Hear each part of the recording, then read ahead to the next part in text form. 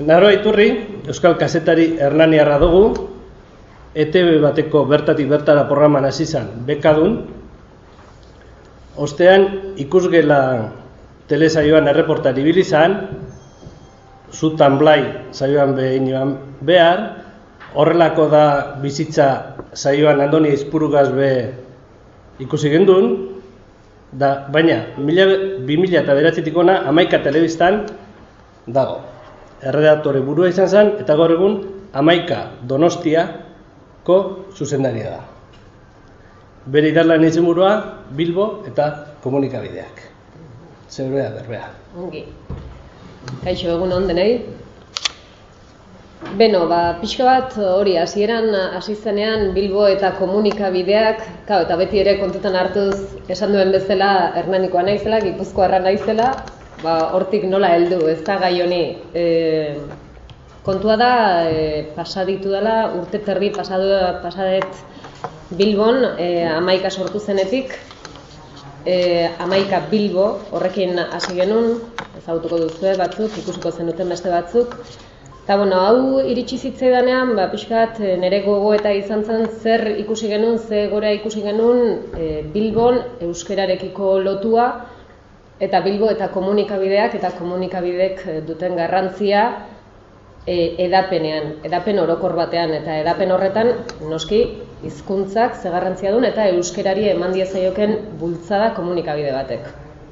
Orduan pixkat hortik helduta edo nik ikusi detena edo apreziatu detena, nabarmenduko nukeena agian da gu erronka honekin hasi ginenean adibidez, 11 telebistaren erronkarekin hasi ginenean, lehenengo gogoeta bat egin genuen, lizentzia ugari zeuden, baina gogoeta bat egin genuen nun hasi. Eta pentsatu genuen Bilbon hastea ondo egongo litzatekela, ez soilik hiri handiena delako, baizik eta euskal komunitateak beharko lukelako, ez da? Hori azken finean Euskal Herri osoan, baina Bilbon ere behar hori zegoela, ze betidanik Bilbon egonda, bai nik usteet ohitura esatekoa Bilbo oso erdalduna dela, Bilbon ez dagoela euskal hiztunik, oso zaila dela, eta hor pixkat gogoeta egin genuen, ezin daitekela esan ez da gutxiagorik ere, euskera oso ondo dago, ez dauka bat ere arazorik, ez, hori ez da, baina ikusi genuena zen garrantzitsua zela hemen hiriburuan komunikabide bat hastea, euskal komunikabide bat, euskara hutsezko komunikabide bat, eta ikustea horrek ere zer errotzen zuen eta gauza ekartzen zituen. Eta horren baitan hasi ginen, gero pixkat zabalagoa azalduko dugu, baina gure nik uste guk jaso duguna da, uste genuna baino baikorragoa, euskal hiztunak badaudenak, eta ez bakarrik euskal hiztun gazteak. Ze gauza bada beti ere hor sartzen gerala, ez da?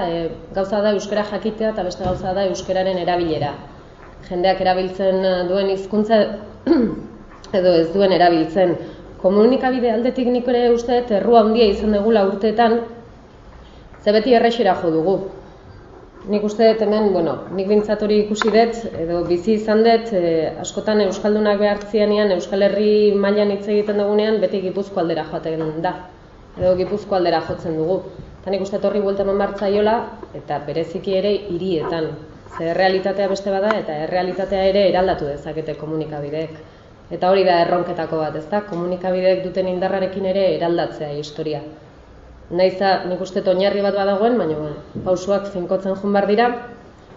Eta ez bakarrik euskera, hiriburua, kultura, folklorea, baizik eta euskera alor guztietan, ez da? Euskera hirian, euskera kaleetan, kalekumeak, garenok, euskeraren erabilera horretan. Orduan, pixkat gero sakonduko duguna, pixkat orain hasiera hori esateko da, euskal komunikabideetan, komunikabideatek daukan indarra, oroar, hori nola bideratu hizkuntzara eta nola bideratu kalera eta nola bideratu erabilerara azken finean.